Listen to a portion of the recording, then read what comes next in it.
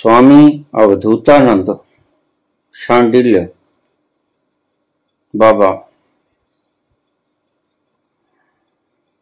आप जब बोलते हो तो बहुत सी शास्त्रों की गुंडियों को खोल देते हो जो आज तक हमने सोचा नहीं था। जो बड़े बड़े विद्वान आके जिन गांठों को खोल नहीं पाए, आप सहज ही उन्हें खोल देते हैं। मैं स्वयं गीता का व्याख्याकार हूं और लाखों की तादाद में लोग मुझे सुनते हैं, लेकिन भगवान गीता के एक श्लोक का अर्थ मैं आज तक खुद ही नहीं समझ पाया, यद्यपि कोशिश बहुत करता हूं। अंत में आपकी शरण में हूं। मुझे कोई आज तक ऐसा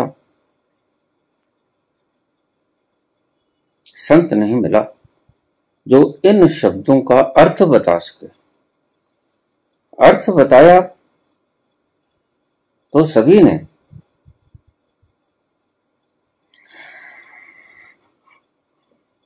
लेकिन मेरी तृप्ति नहीं। मुझे यकीन है कि आप इसका अर्थ ऐसा बताएंगे कि मेरे हृदय कमल की पंखुड़ियां खिल जाएंगी। अध्याय 4 का 7वां और 8वां श्लोक। कृपा करें, मार्गदर्शन करें। सारी मानव जाति को आज इसकी आवश्यकता है।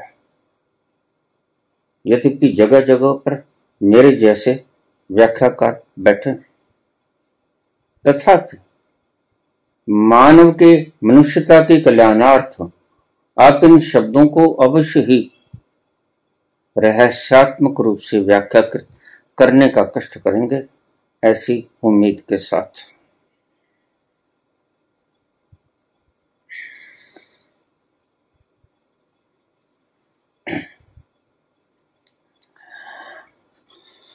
गीता के चौथे अध्याय का 7वां श्लोक।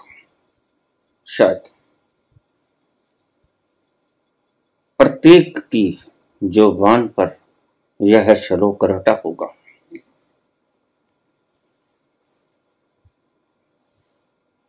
मैं बोलूं इससे पहले आप ही गुनगुनाने लगोगे।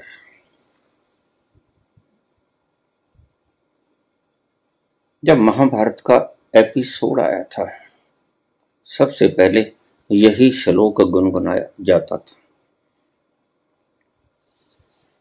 लीजिए आज इसकी व्याख्या सुनिए।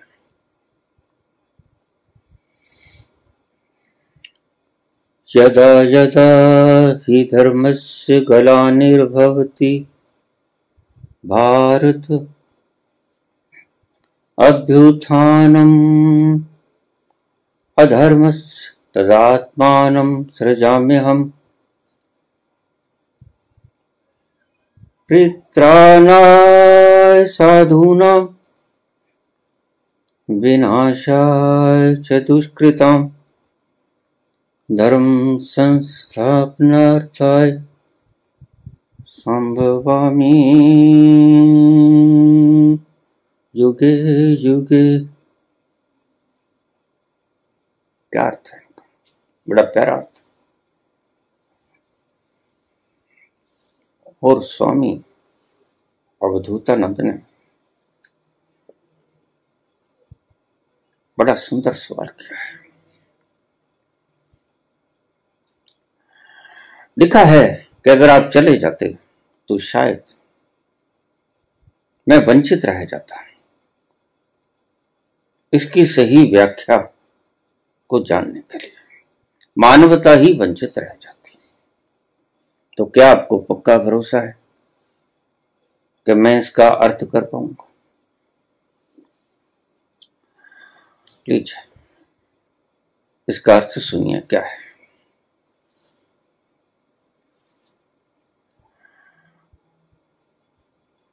इतनी सरल सी बात को इतना उलझा दिया गया, मुझे हैरानी होती है। इस श्लोक के ऊपर बहुत से प्रश्न भी आए हैं। शुरू करते हैं। यदा यदा ही धर्मस्य ग्लानिर्भवति भारत।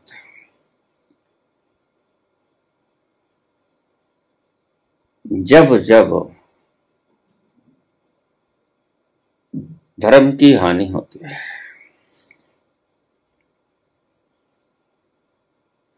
अभ्युत्थानम धर्मस्य, और अधर्म का फैलाव होता है, ढंग से ध्यान से समझना, विद फुल कंसंट्रेशन।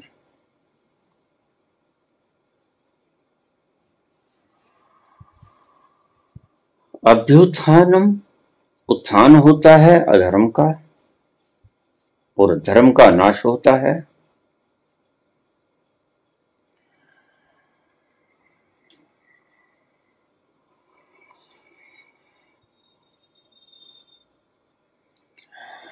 परित्राणाय साधूनाम, साधुओं की रक्षा के लिए, धर्म की रक्षा के लिए। विनाशाय च दुष्कृता, दुष्टों को विनष्ट करने हेतु, खात्मा करने हेतु। धर्म संस्थापनार्थाय, और धर्म की स्थापना करने हेतु। संभवामि युगे युगे, युग युग में मैं प्रकट होता हूं, साकार रूप में प्रकट होता हूं। बड़ा गहरा सूत्र है।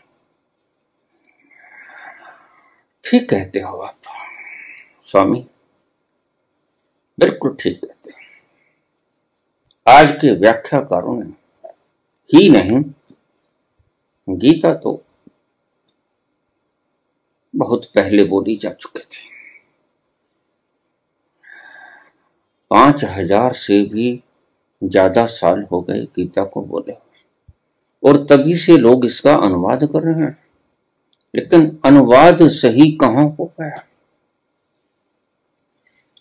एक ऐसी सरल चीज को विकृत ढंग से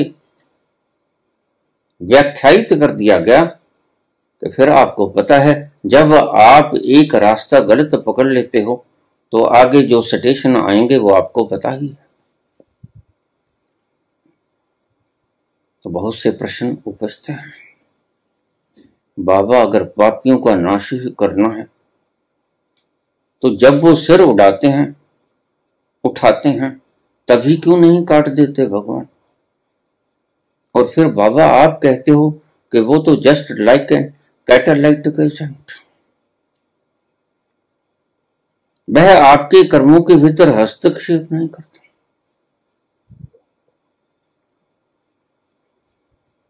और फिर भ्रांतियों पे भ्रांतियां उपजती ही चली जाती हैं। और ऐसे ऐसे प्रश्न आते हैं जिनसे मैं खुद परेशान हो जाता हूं। बाबा, क्या कृष्ण अवतार फिर होंगे? क्या फिर से वही कृष्ण कन्हैया बांसुरी लिए आएगा? क्या फिर से अपने मधुर संगीत को फैलाएगा?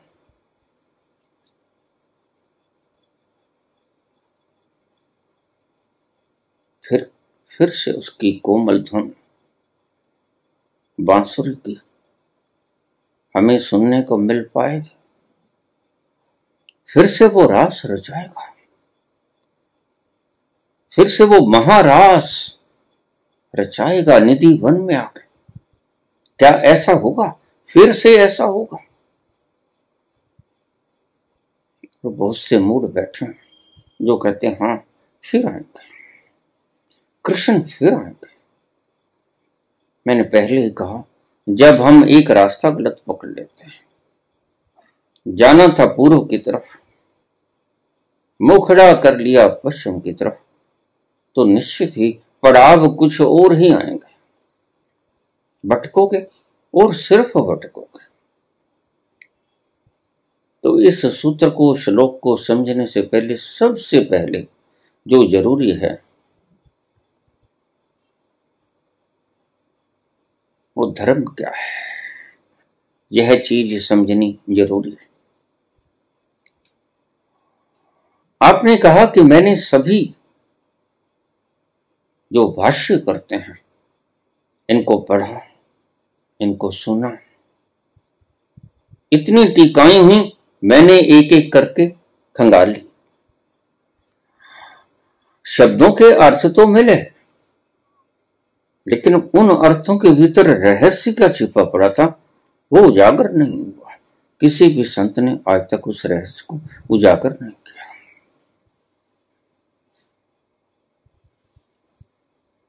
मैंने संतों को तो नहीं पढ़ा, लेकिन उस एक को जरूर पढ़ा है। बस उस एक को पढ़ने के बल पर आपको मैं परिभाषा कर देता हूं। आपके सभी प्रश्नों के जवाब, फिर तो वो अन्यायकारी हो गया, फिर तो वो कर्मों के भीतर हस्तक्षेप करने वाला हो गया। और अगर पापियों का संहार ही करना था तो उसके बीज को ही नष्ट कर देते। जब उसकी कोंपने सिर उठाती तभी काट देते। इतनी गंदगी फैलाने की जरूरत क्या थी? उसने इतना गंद फैलाया, इतनी गलत व्याख्याएं करते हैं ये गुरुजन, उलझा लेते हैं और सभी की व्याख्याएं अलग अलग दिशाओं में जाती हैं। क्या किया जाए? गीता एक, श्लोक एक और अर्थ अनेक। बहुत से प्रश्न खड़े हुए, सही पूछोगे तो हजारों की तादाद में इस एक श्लोक के ऊपर प्रश्न मेरे पास आए हैं। जरूरी हो गया अब इस प्रश्न का जवाब देना। बात ठीक है, शांडिल्य की पता नहीं ये देह छूट जाए और फिर आपको इसका अर्थ करने वाला कोई न मिले। भगवान कृष्ण कहते कि मैं फिर से आता हूं। क्यों आता हूं? परित्राणाय साधूनां विनाशाय च दुष्कृताम्। पापियों का नाश करने के लिए। और प्रश्न पूछने वाले भी ठीक हैं, पापी जब अपनी चरम सीमा पर हो जाता है फिर उसका नाश क्यों करना है? उसी की सृजना है, उसी की सृष्टि। उस बीज को ही नष्ट कर दे जो फलीभूत ही ना हो, कोंपले ही ना निकले, जिसके भीतर जरूर ही वृक्ष बनाकर फल खिलाने हैं। ऐसी कृपा नहीं कर सकता। फिर बाबा आप ऐसी ऐसी बातें करते हैं जिससे हमारे विश्वास अंधविश्वास कटते भी बहुत हैं और उन अंधविश्वासों के कटने के कारण नए नए प्रश्न पैदा होते हैं। क्या किया जाए? क्या किया जाए?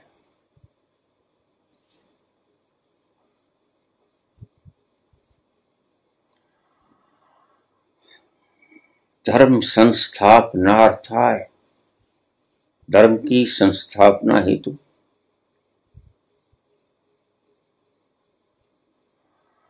पापियों का नाश करने हेतु, पुण्यात्माओं को कल्याण करने हेतु मैं धरती पे अवतरित होता हूं। अब हम शब्दों का मैंने पहले भी कहा, जैसे हम सीधे सीधे सरल शब्दों का सरल सरल व्याख्या करेंगे हम चूक जाएंगे। और गीता जैसे महाग्रंथ की बड़े आचार्य आज सरल व्याख्याकृत टीकाएं कर रहे हैं, लेकिन बेचारे मजबूर हैं क्योंकि भीतर के रहस्य को जाना है। और मैं सदा ही कहता हूं कि देखिए, टीकाएं करने से पहले जहां से ये बोले गए शब्द वहां पर पहुंच जाना, अन्यथा आप सही व्याख्या नहीं कर सकोगे।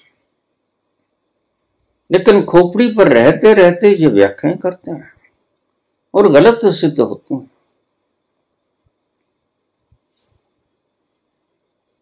धर्म संस्थापनार्थाय संभवामि युगे युगे। युग युग में एक बार नहीं, युग युग का अर्थ है जब तब। जब तब अधर्म इतना फैल जाता है और धर्म इतना क्षीण दिखाई पड़ता है, रात काली हो जाती है, गनेरी हो जाती है और सुबह के प्रकाश की कोई किरण आती मालूम पड़ती नहीं।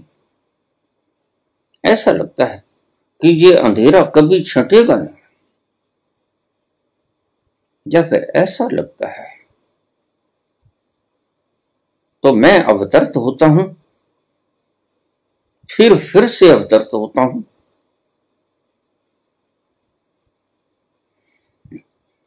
धर्म को प्रतिष्ठित करने के लिए, अधर्म का नाश करने के लिए। बड़ा सरल अर्थ था, विकृत कर दिया गया।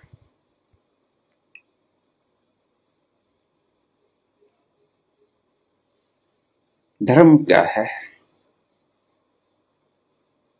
धर्म हमारा स्वभाव है, धर्म हमारी प्रज्ञा है, धर्म हम हैं, धर्म हमारा स्वभाव है। स्वभाव धर्म है। और जब जब मानवता, अब इसके अर्थ ठीक से समझ लेना, आप सन्न रह जाओगे। इसके अर्थ ये थे, हाँ यही थे।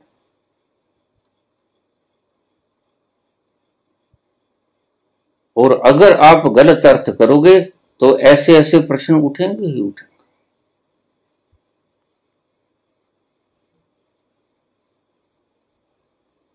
जब धर्म विलुप्त हो जाता है और अधर्म का बोलबाला हो जाता है, तो मैं धर्म को प्रतिष्ठित करने के लिए जब तब फिर से आता हूं। बड़ा सुंदर वाक्य है। कृष्ण के वाक्यों में सुंदरतम वाक्य मुझे यही लगता है, और इसका अर्थ अगर आज तक नहीं खोजा जा सका तो ठीक भी लगता है, क्योंकि इसका अर्थ जिसने खोज लिया वही खोजेगा जो वहां पहुंच गया जहां से ये शब्द बोले गए।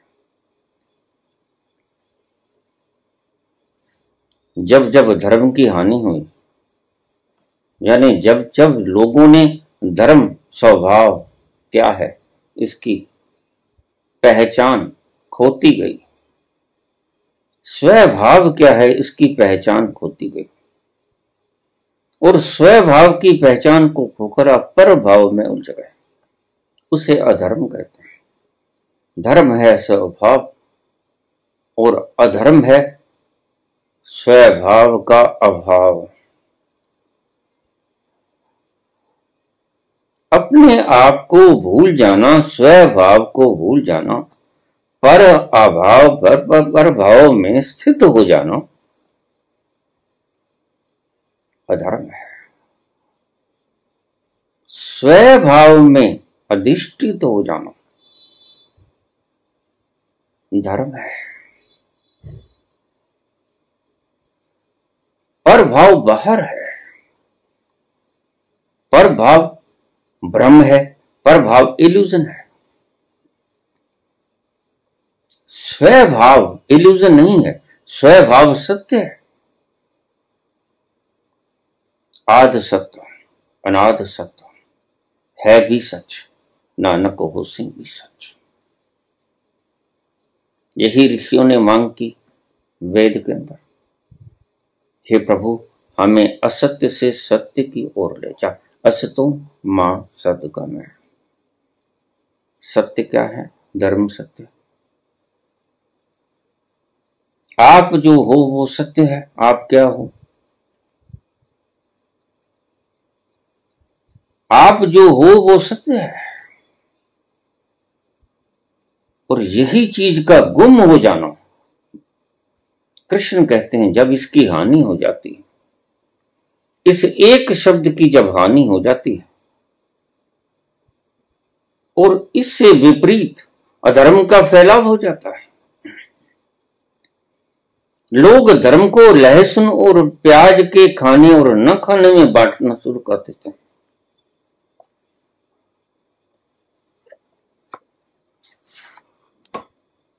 क्या खाएं क्या ना खाएं इसकी चर्चाएं होनी शुरू हो जाती हैं। क्या पहने क्या ना पहने इसकी चर्चाएं होनी शुरू हो जाती हैं। तब समझ लेना कि धर्म का नाश हो गया, अधर्म का बोलबाला हो गया। आओ हम इसके सरलार्थ में चले। जब मानवता ने ये जानना बंद कर दिया कि स्वभाव क्या है, धर्म क्या है, तो धर्म की क्षीणता हो गई, धर्म का नाश होना शुरू हो गया और बोलबाला काहे का होना शुरू हुआ? अधर्म का। अधर्म यानी अज्ञान, धर्म यानी ज्ञान।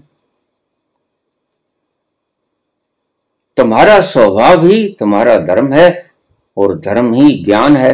धर्म तक पहुंचे जाना ही ज्ञानी है। ज्ञानी होने का लक्षण क्या है? अपने आपे तक पहुंच जाना, अपने धर्म तक पहुंच जाना, अपने स्वभाव तक पहुंच जाना, अपने केंद्र बिंदु तक पहुंच जाना। जैसे ही तुमने ये भाव खोया, यह जानना खोया कि मेरा स्वभाव है क्या, मेरा स्वभाव क्या है, क्या मैं शरीर हूं, क्या मैं मन हूं? स्वभाव क्या है? जो बदलता नहीं, जो कभी नहीं बदलता, वह स्वभाव है। लेकिन आज सारी मानवता ये समझे बैठी है कि हम वो हैं जो बदलते हैं। मैं शरीर हूं और शरीर तो पल पल बदलता है। आपका जब जन्म हुआ तब आप कितने थे? 3-5 किलो के, और फिर यहीं से खाया पिया बढ़े और आज क्विंटल भर के हो। बदलाहट हुई। और मैंने परिभाषा में बतलाया, जो कभी नहीं बदलता वह स्वभाव। स्वभाव कभी बदलता नहीं, लेकिन शरीर की आकृतियां, प्रकृतियां बदलती हैं। शरीर कभी बच्चा होता है, खेलता है, कूदता है, जवान होता है, सोता है, मौज मानता है, बूढ़ा होता है और मर जाता है। शरीर की परिस्थितियां पल पल बदल रही हैं। ये 4 स्थितियां ही शरीर की स्थितियां नहीं। जो मैं 1 मिनट पहले था अब नहीं, और 1 मिनट बाद वो नहीं हूंगा। जो पल पल बदलता है वह शरीर, और स्वभाव कभी नहीं बदलता। आद सच अनाद सच है भी सच, नानक होसी भी सच। सच यानी जो बदलता नहीं। सच कभी बदला है?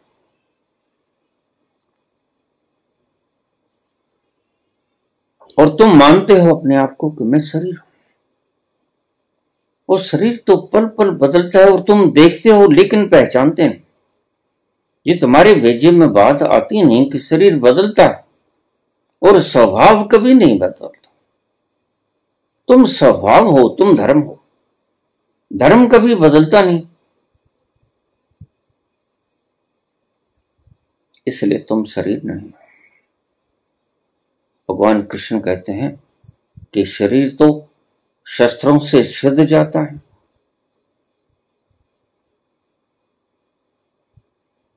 पानी से गल जाता है, वायु से सूख जाता है। आग शरीर को जला देती है अंत वेला में,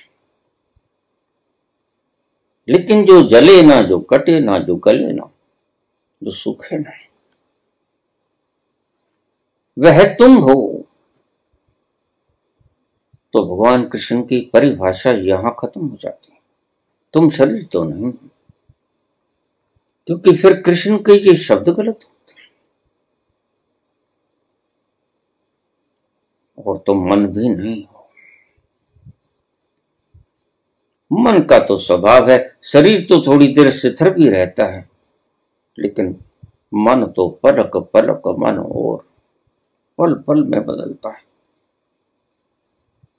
तुम मन की उधेड़ बुन में सदा ही गुम हुए रहते हो। और सच पूछो तो मन की उधेड़ बुन ही तुम्हें उलझाए रहती है सारी उम्र ता जिंदगी। इसकी उधेड़ बुन से तुम कभी मुक्त हो ही नहीं पाते। शरीर तो फिर भी थोड़ी देर के लिए सताई लगता है।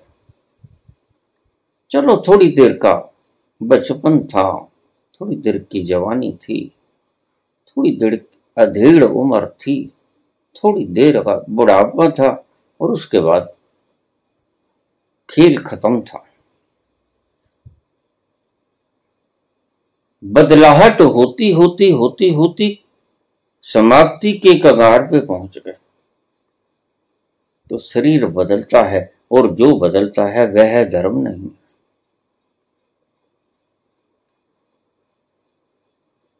और तुमने शरीर को मैं समझ लिया है। मन भी बदलता है। आप रोज देखते हैं 10 मिनट पहले आप क्रोधित होते हो, और फिर 10 मिनट के बाद उसी व्यक्ति के चरण छूते हो कि गलती, क्षमा करना, बहक गया था, क्रोध आ गया था। किसी का क्रोध था, मन में उबाल था, तुम सामने पड़ गए, तुम पर निकल गया, तुम्हारा कोई कसूर तो न था, क्षमा कर दो। पल पल बदलता है मन भी, और पल पल बदलता है शरीर। और भगवान कृष्ण कहते हैं कि जो बदलता नहीं वह धर्म है।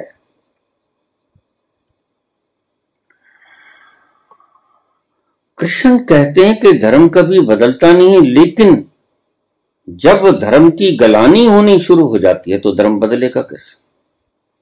जब धर्म बदलता ही नहीं तो धर्म की गलानी होगी कैसे? नहीं, ये नहीं कहते। कृष्ण कहते हैं कि धर्म तो कभी नहीं बदलता, लेकिन धर्म की व्याख्याएं तो बदलती हैं।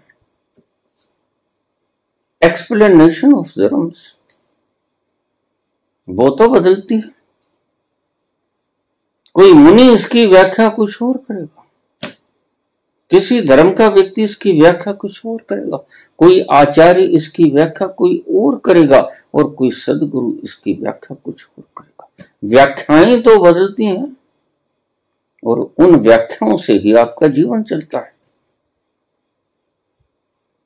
तो जब व्याख्या बदल गई तो धर्म बदल गया आपके लिए।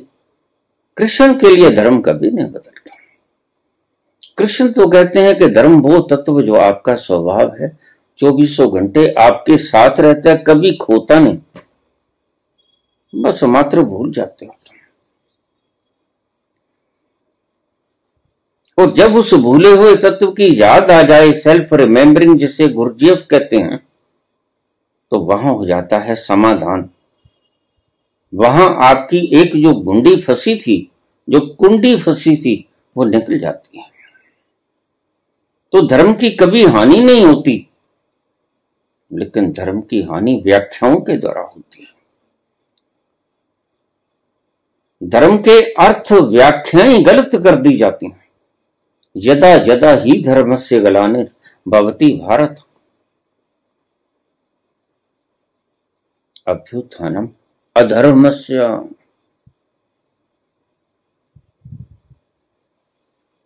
तदात्मानं सृजाम्यहम्। तो उस अधर्म का नाश करने के लिए और धर्म की संस्थापना करने हेतु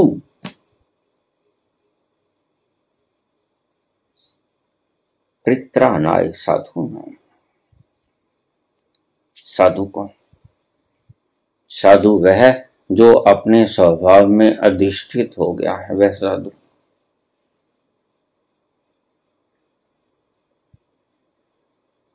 परित्राणाय साधूनाम, जो ये जानता है कि मैं हूं कौन, वह साधु। विनाशाय च दुष्कृताम, दुष्ट कौन? जो ये जानता नहीं कि मैं कौन। सीधी सीधी सरल व्यवस्थाएं, लेकिन क्या करें, जब एक प्रकार का मीडिया अर्थों को गलत करना शुरू कर दे तो साधु क्या करे? धर्म संस्थापनार्थाय, धर्म का अर्थ स्थापन। धर्म की स्थापना तो कभी होती नहीं, ध्यान रखना। धर्म के अर्थों की स्थापना होती है, पुनर्स्थापना। धर्म कहीं जाता नहीं, धर्म कभी बदलता नहीं। जो नहीं बदलता वह धर्म है। जो सदा आपके साथ रहता है वह धर्म है, मानी धर्म आपका स्वभाव है। तो धर्म कभी नहीं बदलता, धर्म की व्याख्याएं बदलती हैं।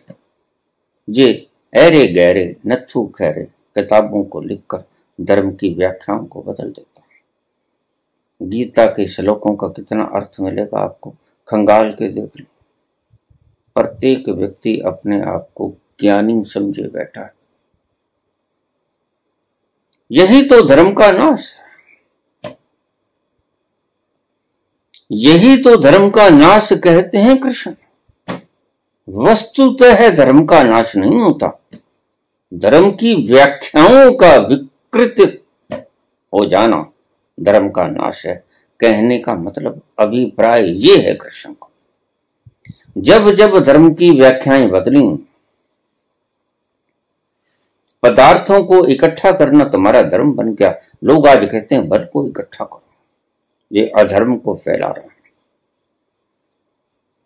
जब तुम्हारे बीच अंतस में इतने आनंद का खजाना छुपा पड़ा है,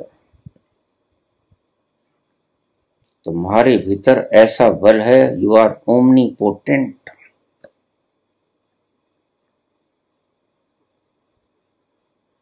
ओमनी प्रेजेंट, सब जगह तुम व्यापक हो। सभी शास्त्रों में कूट कूट कर भरे हैं सत्य के ये शब्द। ईशावास्यमिदं सर्वं यत् किंच जगत्याम जगत। ईश्वर इस जगत के कण कण में विद्यमान है, यानी सत्य इस जगत के कण कण में विद्यमान है, यानी धर्म इस जगत के कण कण में विद्यमान है। तो धर्म तो कभी नष्ट नहीं होता। और तुम धर्म हो, तुम्हारा स्वभाव धर्म है, तो धर्म विकृत नहीं होता, धर्म की व्याख्याएं विकृत होती हैं। तो दुष्ट की और साधु की परिभाषा क्या करते हैं कृष्ण? कृष्ण कहते हैं जिसने अपने धर्म को जाना, जिसने अपने स्वभाव को जाना, वह साधु। परित्राणाय साधूनाम, और साधुओं की रक्षा के लिए। और जिसने अपना स्वभाव नहीं जाना, खोपड़िया में उलझे रहे, मन में उलझे रहे, हृदय में उलझे रहे, भावनाओं में उलझे रहे, कल्पनाओं में उलझे रहे, भविष्य की सपने संजोने में उलझे रहे, अतीत की यादों में उलझे रहे, वह असाधु। जिसने न कोई भविष्य की कल्पना का सपना संजोया,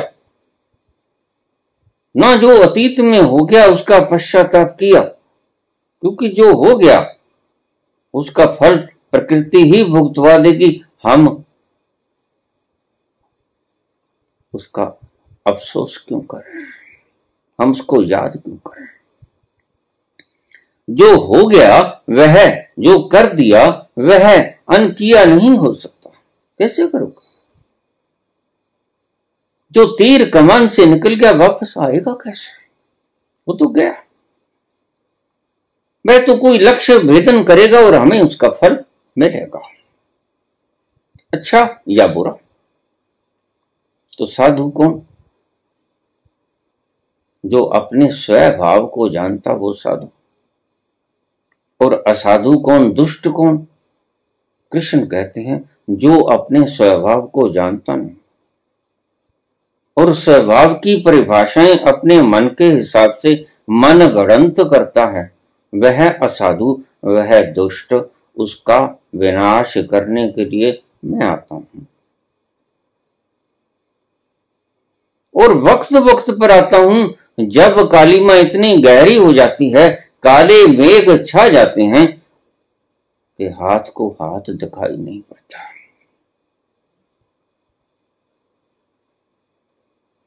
जब इतनी सारी व्याख्याएं हो गई कृष्ण की एक गीता की, आज 5000 साल ही तो हुए हैं और व्याख्याएं कितनी बदल गई।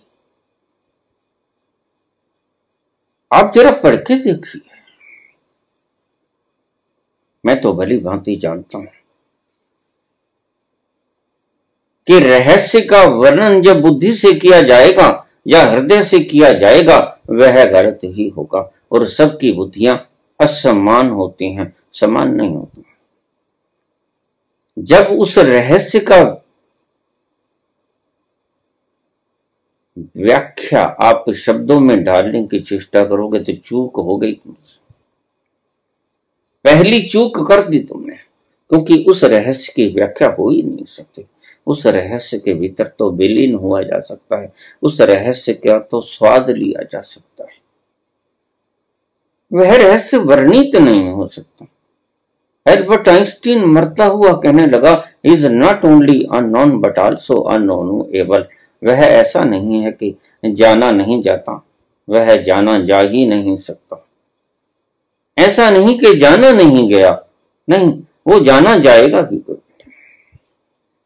तो धर्म ऐसा है कि जिसको तुम जान तो कभी नहीं पाओगे, लेकिन उसके भीतर अधिष्ठित जरूर हो पाओगे, उसमें विलीन जरूर हो पाओगे। यही भगवान कृष्ण ने कहा कि स्थिति प्रज्ञ हो जा, अपनी प्रज्ञा में ठहर जा। वहां ऐसा स्वाद है, वहां ऐसी सुगंधित हवाएं बहती हैं, ऐसा मदहोशी का आलम है, ऐसे खुमारी का आलम है कि तुम एक बार वहां जाओगे तो आने का जीरा नहीं करेगा। तुम्हारा मन तुम्हें जलाए रहता है, तड़पाए रहता है। तुम्हारा मन ऊल जलूल बातें करके तुम्हें उलझाए रहता है, फंसाए रहता है। भला इस दुष्ट स्थिति से निकलकर जो कोई उन मस्त हवाओं में नाचेगा, अटकेलियां करेगा, उसका मन कभी वापस आने को करेगा? नहीं करेगा।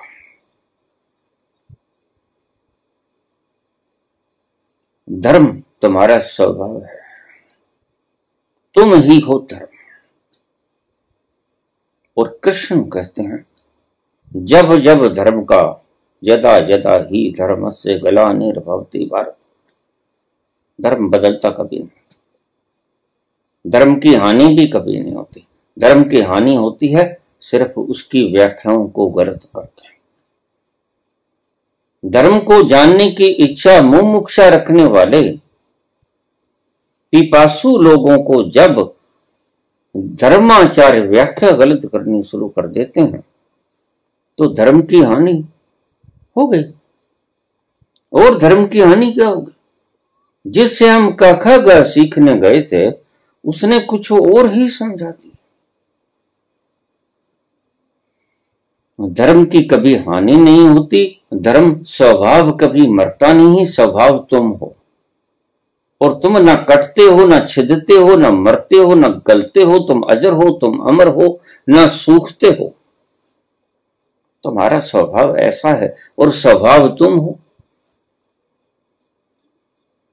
और धर्म स्वभाव है, ये पर्यायवाची शब्द बोल रहा है। तो कृष्ण कहते हैं यदा यदा ही धर्मस्य ग्लानिर्भवति भारत, जब धर्म की ग्लानि हो जाती है,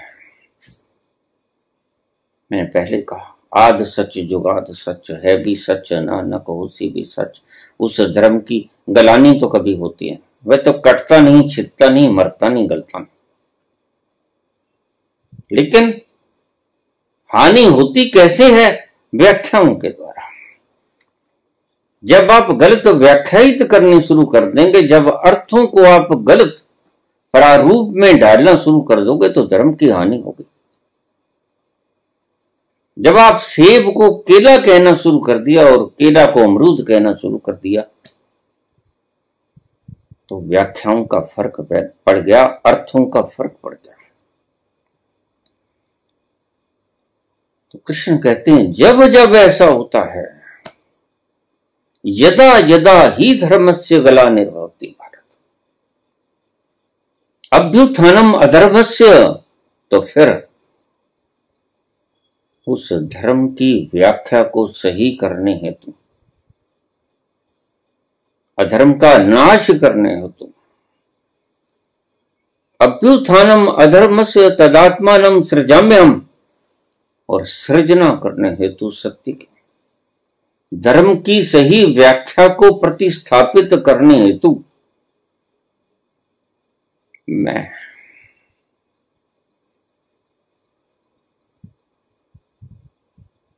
पित्रानाय साधु, जिन्होंने जान लिया है उनके शब्दों पर स्टैंप लगाने हेतु, उनके ऊपर मोहर लगाने हेतु कि ये संत सही बोले, और जो गलत बोले वो संत नहीं है, उन पर स्टैंप लगाने हेतु जो सही बोले। परित्राणाय साधु नाम, साधुओं की रक्षा के लिए। साधु कौन? जिसने अपने स्वभाव को जान लिया। विनाशाय च दुष्कृताम, पापी अपने आप ही नष्ट हो जाएगा जब उसके शब्दों की व्याख्या जो गलत थी वो शुद्ध करती गई, पापी नष्ट हो जाएगा। धर्म का अर्थ जब सही रूप से आपको समझा दिया जाएगा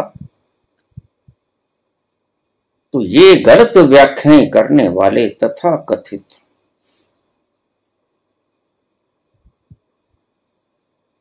नष्ट हो जाएंगे। ये दुष्ट है, कृष्ण की भाषा में ये दुष्ट है। पित्रानाय साधु नाम, साधुओं को बचाने के हेतु।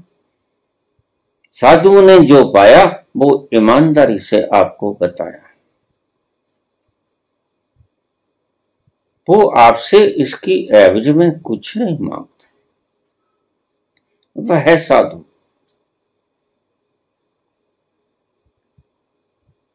विनाशाय च दुष्कृता, और इस दुष्कृत्य करने वालों को, जो मेरे शब्दों को गलत परिभाषित करते हैं, उनको मैं नाश कैसे करता हूं? उनकी व्याख्याओं को समाप्त करके। जब सुनने वाले कसौटी के ऊपर परख लेते हैं कि हां यह व्यक्ति सही बोलता है, यह परिभाषा सही है, वह कुछ गलत सी लगती है, वह सभी मुकामों पे खरी नहीं उतर पाती, उसके तोल तराजू उल्ट पुलट होते हैं। धर्म संस्थापनार्थाय, और स्वभाव की संस्थापना करने हेतु संभवामी जुगे जुगे, वक्त वक्त पर मैं अवतरित होता हूं। बस इस बात को आप छोड़ देना कि कृष्ण फिर आएंगे, ना कृष्ण फिर आएंगे। कृष्ण तो आ लिए, बहुत बार आ लिए, कृष्ण बहुत बार आ लिए, आपको पता भी न चला। आपके पास से कृष्ण गुजरे, आपको पता न चला। आपके शहर में कृष्ण ठहरे, आपको पता न चला। आपके घरों में कृष्ण ठहरे, आपको पता न चला। जिन सराओं में आप ठहरे उन सराओं में कृष्ण भी ठहरे, आपको पता न चला। तो अगर आपको पता न चले तो इसमें कृष्ण का कोई कसूर नहीं। कृष्ण का क्या कसूर है? कृष्ण तो बहुत बार है, लेकिन आप उन्हें पहचान नहीं पाए। आज आप मुर्दा कृष्ण की पूजा करने में व्यस्त हो और उनकी लीलाओं को लोगों के सामने प्रकट करके कहते हो कि हम धर्म का प्रचार कर रहे हैं। नहीं, धर्म का प्रचार नहीं है, ये तो एक पाखंड है। कृष्ण के बताया गया धर्म तो तब प्रचारित होता अगर आप जिसे साधु कहते हैं कृष्ण, उस तल पर लोगों को उतारने का कर्म करते, पहले खुद जानते और फिर उस सुगंधी को बांटते। लेकिन आज दुर्भाग्य ऐसा है, कृष्ण के ये शब्द सत्य हो रहे हैं। आप बिना सुगंधित फूल हो, आप खिले नहीं, आप प्लास्टिक के फूल हो और सुगंधी का इत्र ऊपर से छिड़क दिया है और मान लिया है और लोगों ने भी आपकी मान्यताओं को दृढ़ कर दिया है कि हां, आप सचमुच ज्ञानी हैं और आप भी प्रफुल्लित हो जाते हो कि हां, मैं ज्ञानी हूं क्योंकि इतने लोग मेरे पीछे लगे हैं, मुझे मानते हैं। नहीं, ज्ञान की ये परिभाषा नहीं।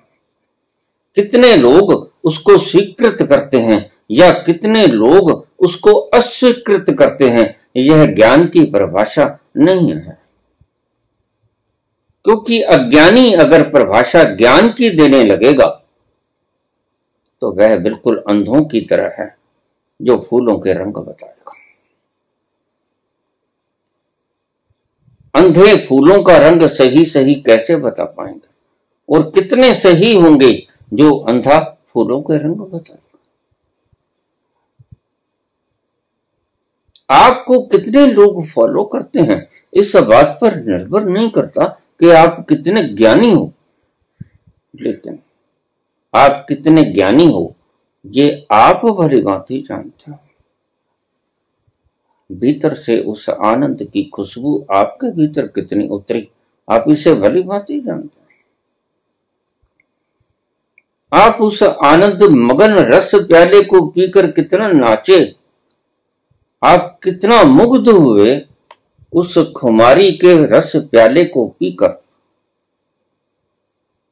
कितना नृत्य उपजा भीतर से, इसे आप बखूबी जानते हैं।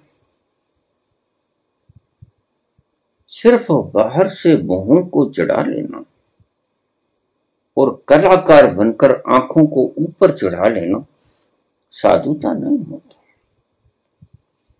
साधुता होती है उस तत्व के पास पहुंचे जाना जिस तत्व में ये सारे गुण हैं। सत्य वह कभी बदलता नहीं, जैसा है था और वैसा ही रहेगा, उसे सत्य कहते हैं। और चित्त जो चेतन है, जो चेतना से युक्त है, अवेयर्ड है। और आनंद, तीन गुण बताए, तीन लक्षण बताए। आनंद स्वरूप है जो मगन है, जो मस्त है, जो खुमारी में झूम झूम जाता है वो साधु। आपने साधुता की परिभाषा बड़ी रूखी सूखी कर दी है। आपने साधुता की परिभाषा रेगिस्तान की तरह कर दी। वहां ना फूल खिलता है, ना खुशबुएं उठती हैं, ना हवाओं में सुगंध लहराती है, ना खुमारी वहां बरसती है, ना आनंद का अमृत वहां बरसता है। आपने साधुता की परिभाषा रेगिस्तान की तरह कर दी, लेकिन साधुता की परिभाषा कृष्ण से ज्यादा अच्छी कौन कर सकता है? कृष्ण जी के दिखाते हैं साधुता का जीवन। कितनी मौज है, कितनी मस्ती है, कितना खुमार है। जब बंसुरी बजाते हैं तो वो मोह लेते हैं आपको। मनुष्य तो मनुष्य, गोपियां तो गोपियां, पशु भी इतने मदहोश हो जाते हैं कि वीणा की उन उठती हुई तरंगों को सुनने के लिए कृष्ण के सानिध्य में आ जाते हैं। वो काला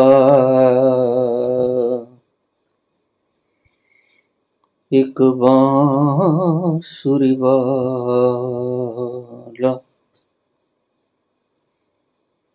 सुध बिसरा गयो मोरी रे,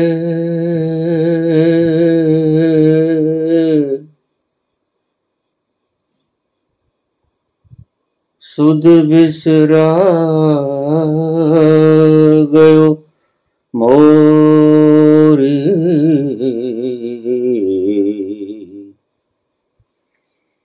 माखन चोर वो नंद किशोर जो कर गयो बन की चोरी रे,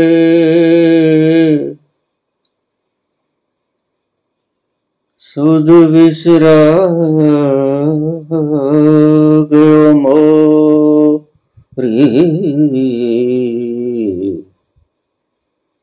वो काला एक बांसुरी वाला। इस बांसुरिया को सुनने के लिए गोपियां भी आते हैं, पशु भी आते हैं, और आसपास से निकलती हुई हवाएं ठहर जाती हैं। रुक जाता है वक्त, वक्त चल नहीं पाता, वक्त का पहिया सरकता नहीं जब कृष्ण बंसुरिया बजाते हैं। और जहां वक्त का पहिया रुक जाए, समझ लेना वहां समाधि की कोई खुशबू है। जहां देह भान भूल जाए कि हम कहां आ गए, वहां समझ लेना कि सुगंधी समाधि की यहां कहां है। और कृष्ण की बंसुरिया के भीतर देह भान भूल जाता है। सुध बिसरा गयो मोरी रे, मेरी सुध भूल गया, देह भान भूल गई। समय सरकना बंद हो जाता है उस मकाम पे आकर। साधुता की परिभाषा हमने रेगिस्तान की तरह कर ली। यही हम विश्व गुरु थे, है न? इसी कारण से कि जब हमारा कंठ गाता था तो हवाएं ठहर जाती थीं, दीपक जल जाते थे विरह के।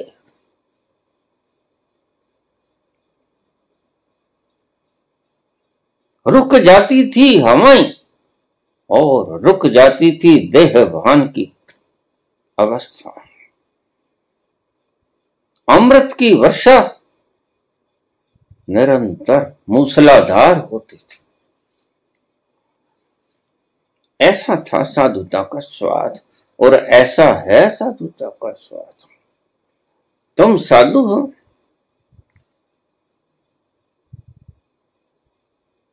लेकिन तुम्हारे भीतर किसी तरह की आनंद का स्रोत बहता हुआ दिखाई तो पड़ता नहीं। और कृष्ण जैसा मदहोश खुद तो है ही, लोगों को भी जहां से गुजरता है मदहोश किए देता है। उनको चुरा लेता है। सुध बिसरा गयो मोरी रे, मेरी सुध को बिसरा गया, कर गयो मन की चोरी रे। मन चुरा के ले गया, यानी उन्मनी अवस्था, जहां तुम अमन में होते हो, जहां शांति में होते हो। ऐसी अवस्था में जब पहुंच जाते हो तो समझ लेना कि तुम साधुता की अवस्था में आए, अन्यथा तुम असाधुता की अवस्था में हो।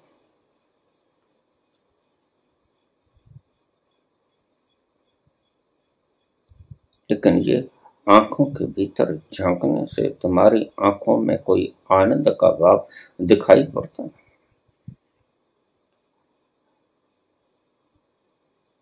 तुम्हारे आसपास उस रस की झंकार सुनाई पड़ती ना, तुम्हारे इर्द गिर्द मीरा जैसा वो नृत्य सुनाई पड़ता ना,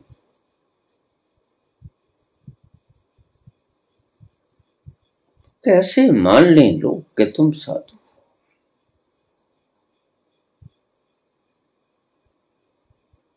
मानना पड़ता था गोपियों को, पशुओं तक को मानना पड़ता था कृष्ण की वीणा की आवाज में, बांसुरी की आवाज में कोई रस झर रहा है ऊपर से, कोई अमृत की वर्ष हो रही है। ये संगीत ऐसा संगीत के समय को बांध लेता है, वहां से मन खिसकने को जी नहीं करता। तुमने देखा होगा, जहां संगीत तुम्हें बांध लेता है वहां से हिलने को जीरा नहीं करता। परित्राणाय साधूनां, साधुता की इस अवस्था को बचाने के लिए कि तुम कैसे उस परम आनंद के शिखर को छू पाओ, वो सही रास्ता पता होगा तो ही तो तुम उस पर्वत की शिखाओं पर जा सकोगे। जब सही रास्ता ही तुम्हें कोई बताएगा नहीं तो तुम चलोगे कैसे। जब कभी ऐसी अवस्था इस धरा पे आ जाती है तो कृष्ण कहते हैं कि मैं अवतरित होता हूं,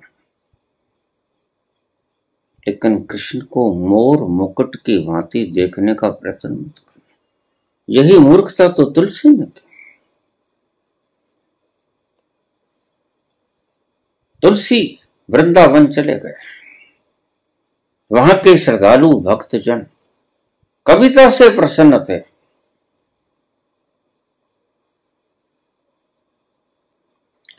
अक्सर ही लोग गच्चा खा जाते हैं, कवियों को ऋषियों की श्रेणी में गणना करनी शुरू कर देते हैं। लेकिन कवि ऋषि हो तो जाएगा, लेकिन एक पड़ाव और तय करना पड़ेगा। कवि जिस तल पर बैठा है वो हृदय का चक्र है, वहां से प्रेम तो बड़ा जागृत होता है, लेकिन ज्ञान जागृत नहीं होता। इसलिए कवियों को ऋषियों की मान्यता दे देना,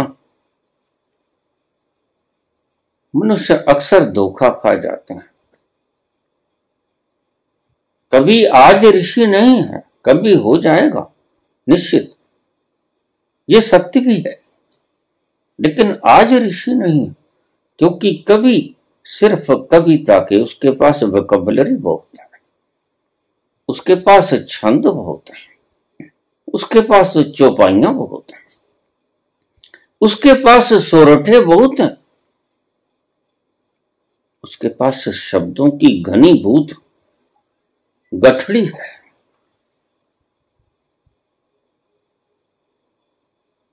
लेकिन वह ज्ञानी नहीं।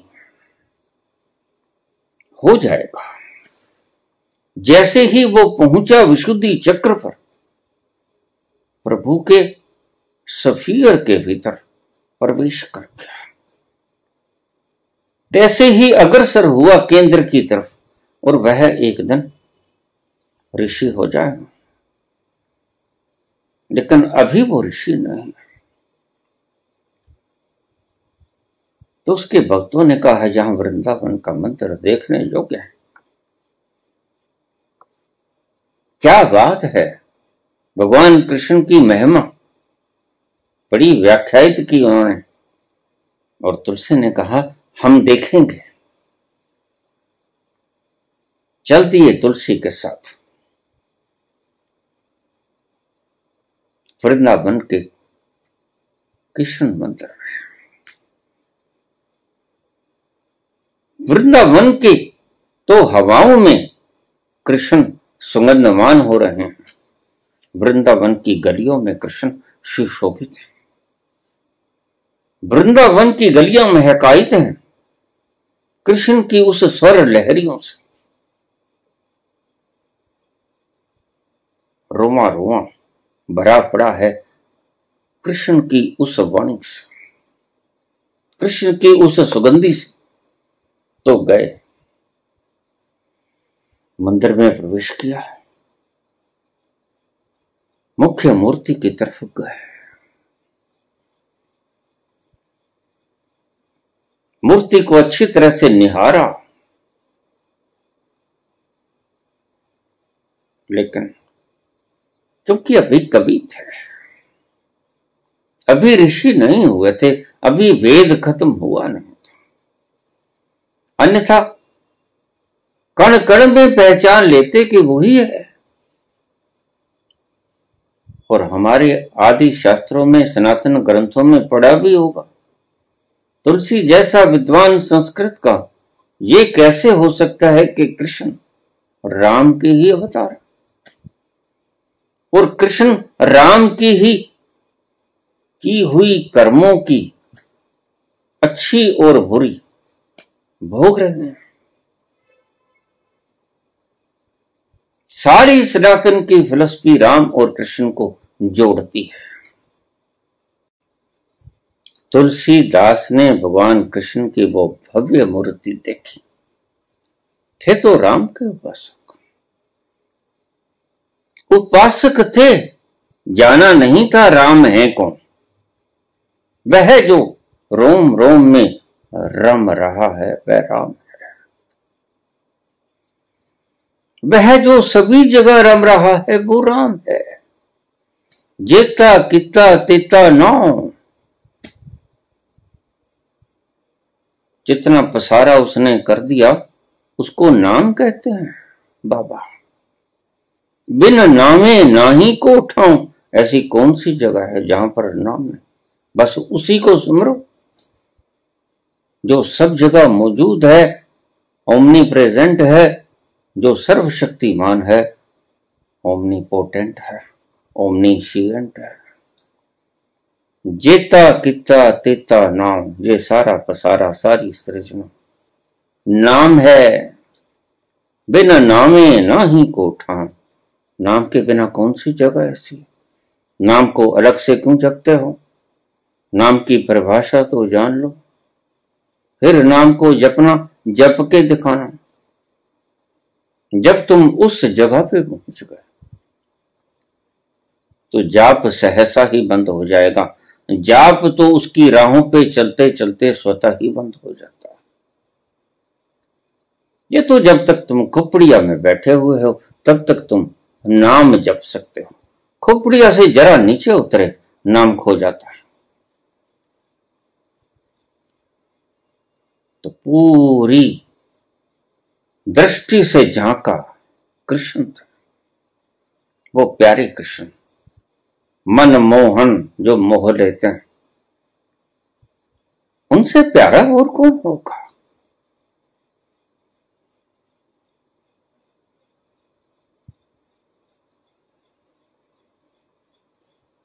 सारा वृंदावन जिनकी महक से दीवाना है।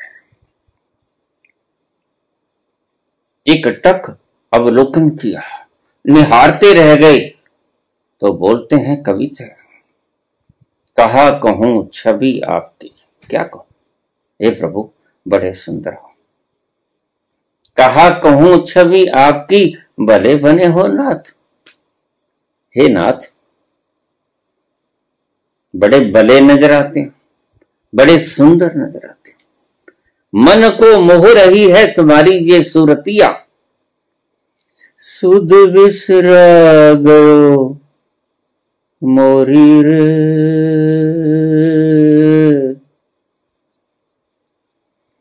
कर गयो मन की चोरी,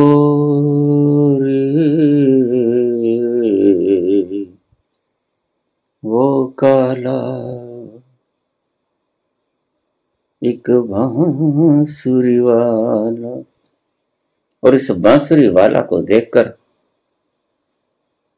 कहते हैं भले बने हो नाथ, लेकिन हृदय के अंतस के कोने से ये आवाज ना आई होगी। ये आवाज बहुत ऊपर ऊपर से आई होगी, क्योंकि भीतर तो कृष्ण बैठे नहीं है, भीतर तो राम बैठे हैं। बाहर कृष्ण है, भीतर राम है। इस द्वंद्व में अद्वैत कहां आएगा? इस द्वंद्व में तो द्वैत ही आएगा। लेकिन प्रणाम नहीं किया और सिर नहीं झुकाया,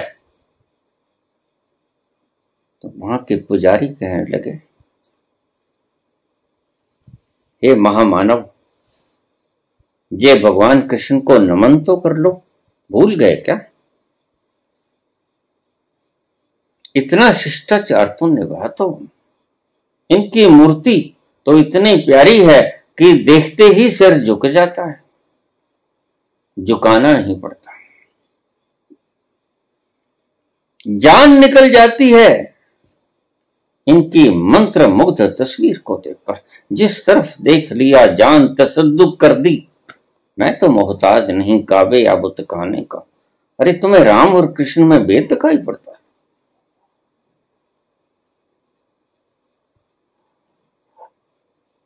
बस यही तकलीफ होती है भगत, भगत यानी कवि की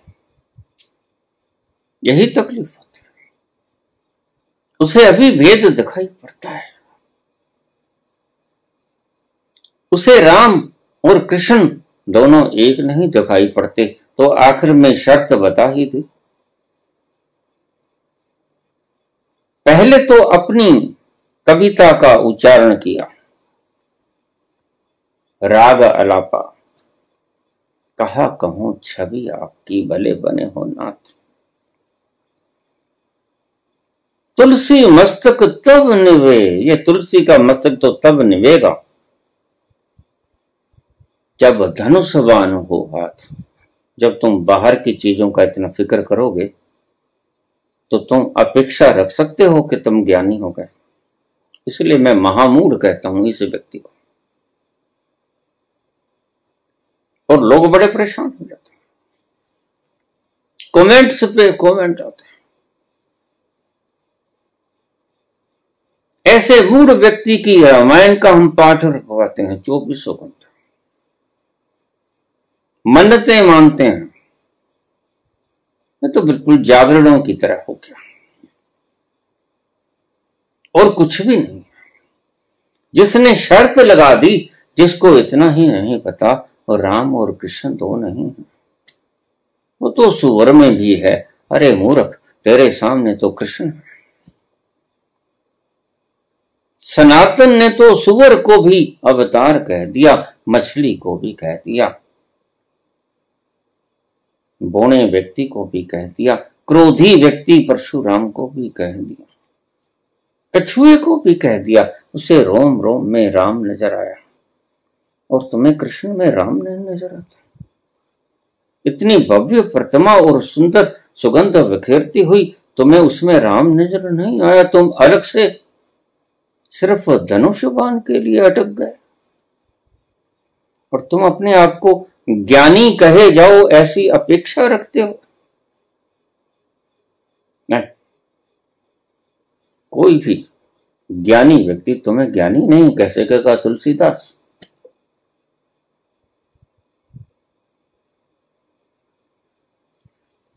इसलिए अक्सर ही मैं इन्हें मूढ़ों की श्रेणी में रखता हूं। जो 1 इंच भी उड़े रह गया उस तल से, वह अज्ञानी ही तो है। और भगवान कृष्ण यही बात कहते हैं। आगे तो कहानी पंडितों की बनाई हुई है, ऐसा हुआ नहीं। फिर तो परिकल्पना उसने ही कर ली होगी अपनी इज्जत बचाने हेतु। तो कहते हैं कि बंसरी हट गई, मोर मुकुट हट गया, धनुष बाण हाथ में आ गया और तुलसी का सर निभ गया। उसकी मानसिक प्रक्षेपणा रही होगी। सत्य में ऐसा होता नहीं, सत्य में ऐसा हुआ नहीं होगा, मैं आश्वस्त हूं। बस उसने शर्त लगा दी और उसकी परिकल्पना साकार हो गई, मुरली हट गई और धनुष बाण आ गया, मोर मुकुट हट गया। और कोई चमत्कार नहीं हुआ।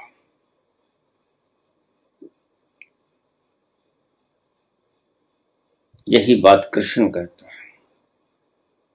यह भी मूढ़ों का फैलाया हुआ प्रपंच है और इसी चीज को मिटाने हेतु दुष्टों, दुष्ट किसे कहते हैं? ऐसे ही व्यक्तियों को दुष्ट कहते हैं,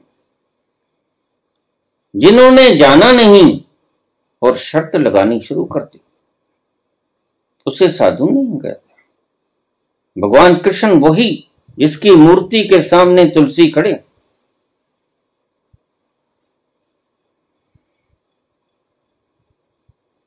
विनाशाय च दुष्कृत परित्राणाय साधु। साधु कौन? जो स्वयं भाव में आसीन हो गया है, जो अपनी स्थिति प्रज्ञता में बैठ गया है, वह साधु। जो जान गया सत्य क्या और जो जान गया कि असत्य क्या है।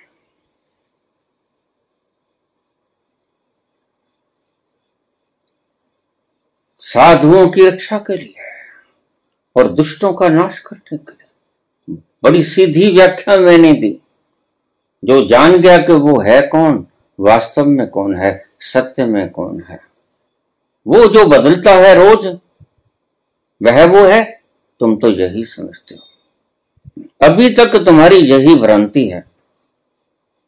और जो सही साधु है वह रोज आपसे कहता है कि तुम वो नहीं हो, तुम कुछ और हो। यही कृष्ण बताते हैं कि तुम तो वो हो जो कभी बदलता नहीं।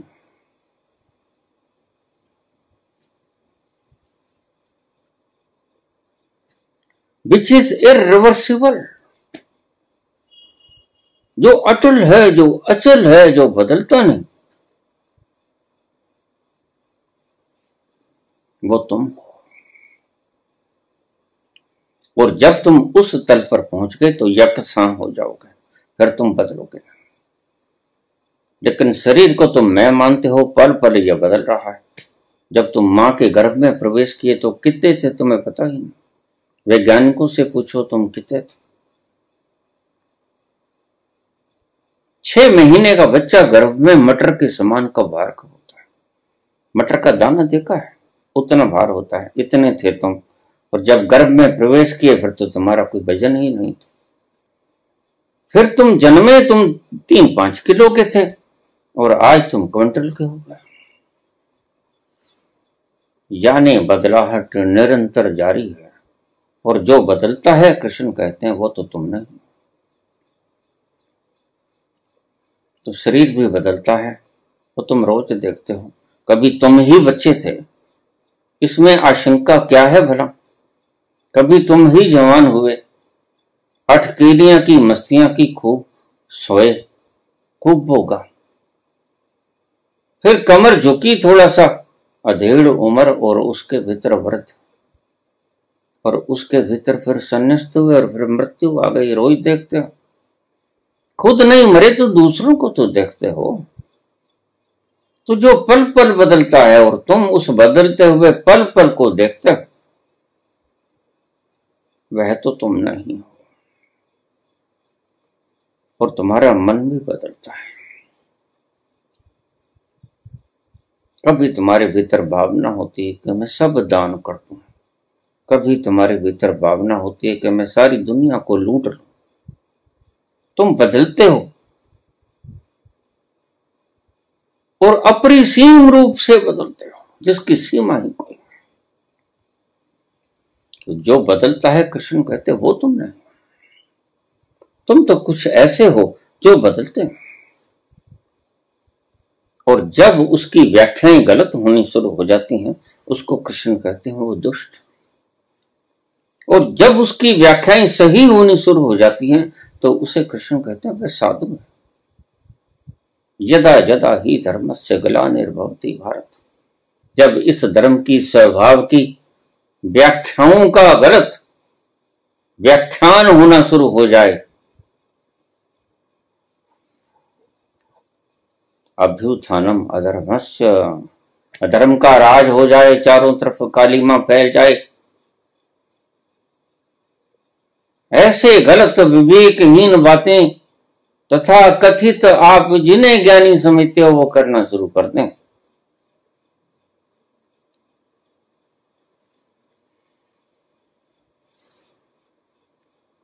परित्राणाय साधु। फिर साधुओं ने जो तल छुआ और साधुओं ने उस तल को जो बोला, उसके ऊपर मोहर लगाने के लिए विनाशाय च दुष्कृताम, और इन दुष्टों को जो गलत प्रभाषण करते हैं, इनका विनाश करने हेतु। विनाश कैसे? जब इनकी बताई हुई परिभाषाओं को आप भीतर जाओगे और पाओगे कि यह वाकई ही दुष्ट है, लेकिन उसके लिए आपको अपने भीतर डुबकी लगानी पड़ेगी, उस खुमारी के समुद्र के भीतर डुबकी लगानी पड़ेगी, उस आनंद की हवाओं को चखना पड़ेगा, उस झरते हुए अमृत को पीना होगा, कंठ से भीतर उतारना होगा। ऐसे ही नहीं समझाए कि खोपड़िया में बैठे बैठे। परित्राणाय साधु नाम विनाशाय च दुष्कृताम धर्म संस्थापना अर्थाय, ऐसे होती है धर्म की स्थापना। यानी कि स्वभाव में कैसे स्थित हो जाओ, जब ये बात बता दें तुम्हें ज्ञानी, संभवामी युगे युगे, युग युग में मैं प्रकट होता हूं, कभी बुद्ध में प्रकट हुए, कभी कबीर में प्रकट हुए, कभी नानक में प्रकट हुए, कभी मीरा में प्रकट हुए, कभी चैतन्य में प्रकट। कैसे कैसे रूप नहीं धरे उसने। और तुम कृष्ण को वही मोर मुकुट बांधे आज इन गलत लोगों की परिभाषाओं के कारण, उस मोर मुकुटधारी कृष्ण को आज तुम हाथ में बंसुरिया लिए हुए इंतजार करते हो, वो कभी नहीं आएगा। वो रोज आते हैं और तुम उनको किसी वेला में आएगा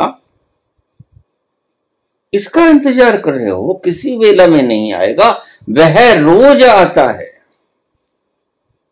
और जो रोज आता है उससे तुम चूक जाते हो।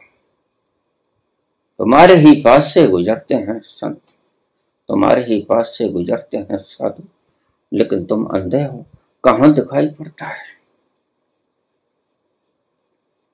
वो खुशबू से सुशोभित संत तुम्हारे पास से गुजर जाते हैं, लेकिन तुम्हारी नासिका पुटें बंद हैं,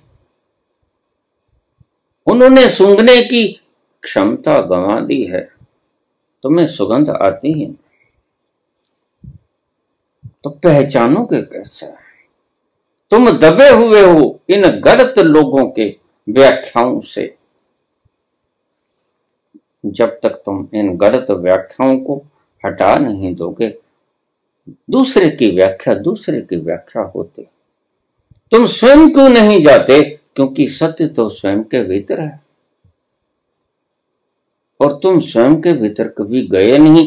तुम्हें आज तक तुमने जो भी कुछ माना वो दूसरे के द्वारा कहा हुआ माना, दूसरे के द्वारा लिखा हुआ पढ़ा, स्वयं कब उतरे अपने भीतर। और कृष्ण यही बात कहते हैं कि स्वयं के भीतर उतरना होगा। तभी साधु हुआ जा सकता है। और मैं युगे युगे हर वक्त मैं उतरूंगा, लेकिन रूप नहीं पहचान पाओगे। आपके पहचानने में गलती होगी। आप वही मुकुटधारी को फिर से इंतजार करोगे, आप फिर से कबीर को इंतजार करोगे, आप फिर से नानक का इंतजार करोगे, लेकिन वो तो नहीं आएंगे। वो आए थे तब आपने उपेक्षित कर दिया। बुद्ध आए थे, तुमने भगा दिया। महावीर आए थे, तुमने अनदेखा कर दिया। वो आएंगे। भगवान कृष्ण यही बात कहते हैं कि मैं तो पल पल उतरता हूं, संभवामी युगे युगे, हर पल मेरा अवतरण होता है, लेकिन तुम चख कहां पाते हो? तुम्हारी इंद्रियों ने सूंघने की क्षमता खो दी है, देखने की क्षमता खो दी है, सुनने की क्षमता खो दी है। पैरों की आहट मेरे घुंघरुओं की तुम्हें सुनाई नहीं पड़ती? तुम्हें मेरे आनंद के फूल से उठी हुई खुशबू तुम्हारे नासापुटों के भीतर तुम्हें आनंद नहीं देते? तुम्हारे कान बहरे हो गए हैं, तुम्हारे नाकों ने सूंघने की क्षमता खो दी है, तुम्हारी आंखों ने वो भव्य मूर्तियों का दर्शन करना खो दिया है। तुम्हारी सभी इंद्रियां विवेकहीन और शक्तिहीन हो गई हैं, पहचाने की कैसे? तुम्हारे सामने परमात्मा खड़ा होता है, तुम पहचान नहीं पाते। वह विराट तुम्हारे सामने होता है और तुम पहचान खो देते हो। विकृत मानसिक अवस्था से तुम लीन हो गए हो और तुम समझते हो कि हम साधु हो गए। लेकिन कृष्ण साधु उसे मानते हैं जिसने उस सुगंधी को पी लिया, उस रस को पी लिया, उस खुमारी को गटक गए और मदहोश हो गए। कृष्ण की तरह, कबीर की तरह, नानक की तरह, मीरा की तरह। कौन मदहोश नहीं होगा? एक व्यक्ति का नाम तो बताओ। लेकिन कागजी व्याख्याओं से साधुता प्रकट नहीं होती।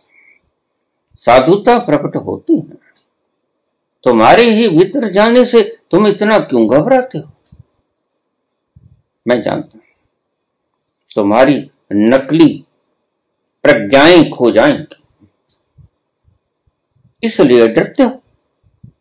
तुम्हारी नकली पहचानें खो जाएंगी, तुम्हारी अपनी ही समझ के भीतर तुम खत्म हो जाओगे, इसलिए डरते हो। तुम्हारा रोआ रोआ कंपता है कि मैं मर ना जाऊं, मैं मिट ना जाऊं। बस यही डर तुम्हें अपने आप के उस सही तत्व तक पहुंचने नहीं देता।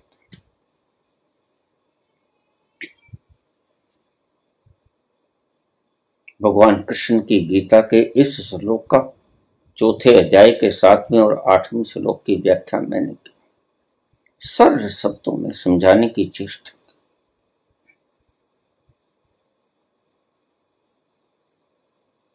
ये अगर आपके हृदय के भीतर उतर जाए तो आप बाहर के पाखंडों को छोड़ दोगे। ये कथाओं को सुनना बंद कर दोगे कि एक महाकथाकार आपके भीतर बैठा है, जिसकी कथाओं से रस जरता है, जो एक बांग देके न जाने कहां छुप जाता है। छुप गयो फिर एक तान सुना के, कहां गयो एक बान चला के, कहां गयो एक बान चला के। छुप गयो फिर एक तान सुना के, कहाँ गयो एक बान चला के, कहाँ गयो एक बान चला के। गोकुल ढूंढा मैंने मथुरा ढूंढी, गोकुल ढूंढा मैंने मथुरा ढूंढी। कोई नगरिया न छोड़ी रे,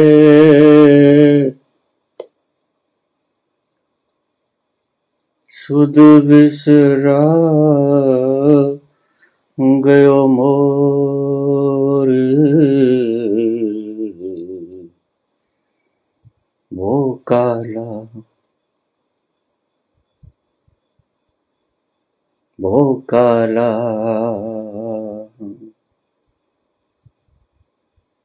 धन्यवाद।